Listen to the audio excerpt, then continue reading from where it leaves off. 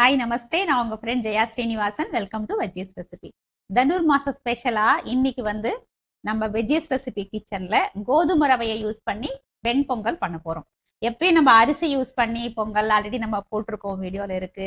அப்புறம் millets use பண்ணி நம்ம பண்ணுவோம், ரவை யூஸ் பண்ணி கூட பொங்கல் பண்ணலாம். ஆனா இந்த கோதுமை ரவை பொங்கல் அப்படிங்கிறது கர்நாடகா ஸ்பெஷல். அவங்க அடிக்கடி பண்ணுவாங்க, ரொம்ப டேஸ்டா இருக்கும். எப்பயும் நம்ம அரிசியில பண்றதுக்கு பதிலா ஒரு டிஃபரெண்டா அந்த கோதுமை ரவையை யூஸ் பண்ணி வெண்பொங்கல் பண்ணுவோம். ரொம்ப குவிக்காவும் பண்ணிடலாம். ஃபர்ஸ்ட் டைம் சேனலை பார்த்தீங்கன்னா ப்ளீஸ் சப்ஸ்கிரைப் பண்ணுங்க. பெல் ஐக்கானை கிளிக் பண்ணி ஆல் ஆப்ஷன் கொடுத்துட்டீங்கன்னா நான் போடக்கூடிய எல்லா வீடியோஸும் குவிக்கா வந்து உங்களுக்கு ரீச் ஆகும். வாங்க இந்த வெண்பொங்கல் ஈஸியாக எப்படி பண்ணுறதுன்னு பார்க்கலாம். கோதுமை ரவை வெண்பொங்கல் பண்ணுறதுக்கு ஸ்டவ்வில் ஒரு கடாய் வச்சுருக்கேன். நல்லா கடாய் சூடாயாச்சு. 1/4 கப்பு பாசிப்பருப்பு இதில் நம்ம ட்ரை ரோஸ்ட் பண்ணிக்கலாம். ஃப்ளேம் நல்லா சிம்மில் வச்சுக்கிட்டு நல்லா இது கோல்டன் கலர் வர வரைக்கும் நம்ம வறுத்துக்கணும். நல்ல ஒரு வாசனை வரும் பாருங்க, அந்த அளவுக்கு நம்ம வறுத்துக்கணும். பாசிப்பருப்பை நான் நல்லா வாஷ் பண்ணிட்டு ஒரு துணியில காய வச்சுட்டேன். இல்லைன்னா துணியால் நல்லா தொடச்சிட்டு கூட வறுத்துக்கலாம். பாருங்க, நல்லா செவக்க வறுத்தாச்சு. இந்த அளவுக்கு நம்ம நல்லா வறுத்துக்கணும். இப்போ ஸ்டவ் ஆஃப் பண்ணிடலாம். இப்போ பாசிப்பருப்பை நம்ம குக்கரில் தான் வேக வைக்க போகிறோம். அப்படிங்கிறதுனால இந்த வறுத்த பருப்பை குக்கரில் ஆட் பண்ணிக்கலாம். நம்ம இந்த கப்பில் தானே பாசிப்பருப்பு எடுத்தோம், இதே கப்பில் 4 கப்பு நம்ம தண்ணி ஆட் பண்ணிக்கணும். பாருங்க, இதில் அளந்து வச்சிருக்கேன். இதை இப்போ குக்கரில் ஆட் பண்ணிக்கலாம். இப்போ இந்த பாசிப்பருப்பில் 1/4 டீஸ்பூன் மஞ்சத்தூள் ஆட் பண்ணிப்போம். 1/2 டீஸ்பூன் நெய், ஒரு 1/4 டீஸ்பூன் பெருங்காயத்தூள். இப்போ இந்த பாசிப்பருப்பு நம்ம நல்லா குழைவாக வேகணும். அதனால இந்த குக்கரில் வச்சு 4லேருந்து 5 விசில் வர்ற வரைக்கும் நம்ம வேக வச்சு எடுத்துக்கலாம். இப்போ இந்த குக்கரை அடுத்த ஸ்டவ்வுக்கு ட்ரான்ஸ்ஃபர் பண்ணிட்டு இதில் நம்ம ரவா வறுத்துக்கலாம். இந்த கடாயில் 1 கப்பு கோதுமை ரவை எடுத்துக்கலாம். கோதுமை ரவையும் நல்லா ஸ்லோ ஃப்ளேமில் நல்லா வாசனை வர்ற வரைக்கும் நம்ம வறுத்துக்கணும்.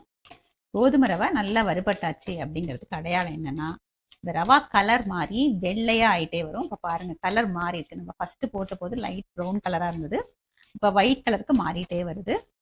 ஸ்டவ் ஃப்ளேமை நல்லா சிம்மில் வச்சுட்டு நம்ம பொறுமையாக வறுக்கணும். இது ஃபுல்லாக வறுபடுறதுக்கு நமக்கு ஒரு 4லேருந்து 5 நிமிஷம் கண்டிப்பாக ஆகும்.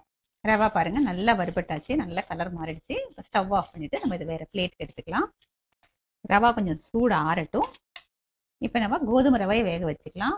1 கப்பு ரவா எடுத்தோம் இல்லையா, இதுக்கு 5 கப்பு தண்ணி தேவை. அதை நான் கடாயில் அளந்து ஆட் பண்ணியிருக்கேன். இந்த தண்ணி நல்லா இப்போ கொதிக்கட்டும். தண்ணி நல்லா சூடாயிடுச்சு. நம்ம பாசிப்பருப்பு எடுத்தோம் இல்லையா, அதில் 1 கப்பு தேங்காய் துருவல் ஆட் பண்ணியிருக்கேன்.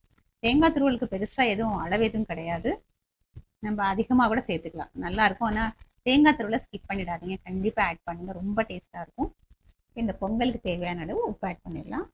தண்ணி நல்லா கொதிக்க ஆரம்பிச்சாச்சு. நம்ம ரவா உப்புமாவுக்கெல்லாம் கொதிக்கும் இல்லையா, அந்த மாதிரி நல்லா கொதிக்கணும். இப்போ இந்த தண்ணியில் ஒரு 1/2 டீஸ்பூன் ஜீரகம் ஆட் பண்ணிக்கலாம். இப்போ நம்ம வறுத்து வச்ச கோதுமை ரவாவை இதே கொஞ்சம் கொஞ்சமாக ஆட் பண்ணிகிட்டே கலந்துகிட்டே வருவோம்.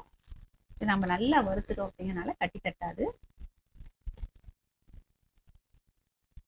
இப்போ இந்த ரவா நல்லா வேகணும், நம்ம பொறுமையாக வேக வைக்கணும். ஸ்டவ் ஃப்ளேம் மீடியமில் வச்சுருக்கேன். நீங்கள் நினைக்கலாம் பாசிப்பருப்போடையே கோதுமை ரவையும் வறுத்து நம்ம சேர்த்து வேக வச்சுக்கலாமே அப்படின்னு. அந்த மாதிரி வேக வச்சோம் அப்படின்னா இது ரொம்ப அப்படியே குழன்னு போயிடும். நம்ம அரிசி பொங்கல் எப்படி நினைப்போம், அது கொஞ்சம் சாதம் கொஞ்சம் கரைஞ்சி கரையாமல் அப்படி கொஞ்சம் பருக்கையாக இருக்கணும். நமக்கு அந்த பாசிப்பருப்பு நல்லா குழையாவ வேகணும் இல்லையா.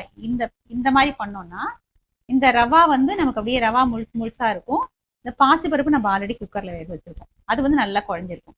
அப்படி இருந்தால் தானே நமக்கு பொங்கல் சாப்பிட்றதுக்கு நல்லா டேஸ்ட்டாக இருக்கும். அதனால இந்த மாதிரி வேக வச்சுக்கிறது தான் கரெக்டாக இருக்கும். இந்த கோதுமை ரவை பொங்கல் நமக்கு ரொம்ப சீக்கிரம் ரெடி ஆகிடும். குக்கரில் பாசிப்பருப்பு வறுத்து அதை வேக வச்சுட்டோம்.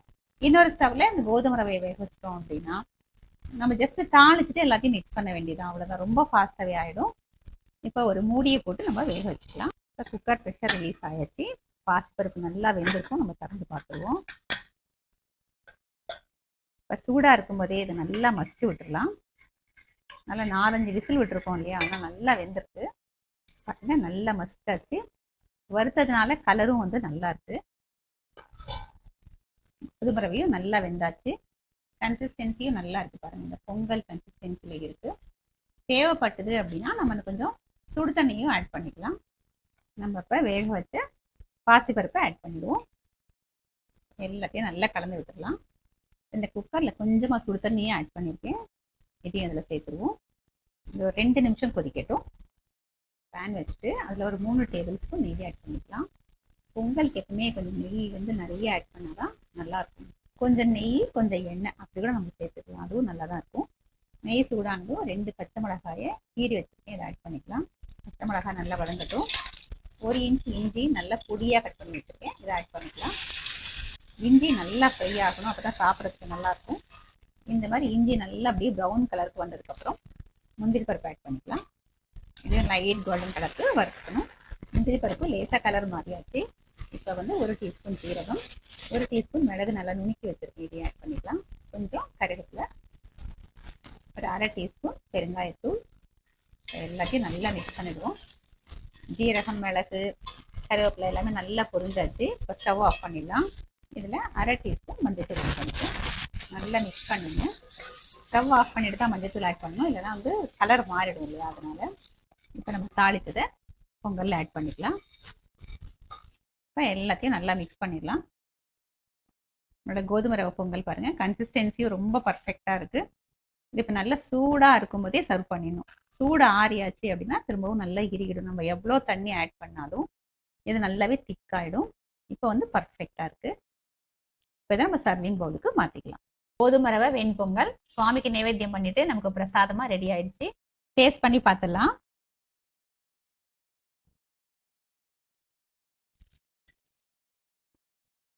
ரொம்ப பிரமாதமா இருக்குங்க. இது அப்படியே குழக்குழன்லாம் அப்படிலாம் இல்லாம, பேஸ்ட் மாதிரி அப்படிலாம் இல்லாம, ரவை வந்து சாப்பிடும்போது தனியா தெரியுது. பாசி பருப்பு நல்லா குழஞ்சிருக்கு. நம்ம ரெண்டையும் தனித்தனியா வேக வச்சு பார்த்தீங்களா, அது பர்ஃபெக்டா இருக்கு. நல்லா மிளகு ஜீரக வாசனை, அந்த இஞ்சி வாசனை தூக்கலா இருக்கு. இதுக்கு வந்து தொட்டு சாப்பிட்றதுக்கு அப்படின்னு பார்த்தீங்கன்னா, சாம்பாரை விட தேங்காய் சட்னி கொஞ்சம் நல்லா காரசாரமா அரைச்சிட்டோம்னு வச்சுக்கோங்களேன், சூப்பரா இருக்கும். அப்படி இல்லைன்னா நம்ம ரோட்டு கடை தண்ணி சட்னி நம்ம பண்ணோம் இல்லைங்களா, அந்த மாதிரி சட்னி இருந்தாலும் சூப்பரா இருக்கும். கண்டிப்பா ட்ரை பண்ணி பாருங்க. எப்படி வந்து கமெண்ட்ல சொல்லுங்க. லைக் பண்ணுங்க, உங்க ஃப்ரெண்ட்ஸ் அண்ட் ஃபேமிலியோட ஷேர் பண்ணுங்க. புது ரெசிபியோட நாளைக்கு நான் உங்களை மீட் பண்றேன். தேங்க்ஸ் ஃபார் வாட்சிங்.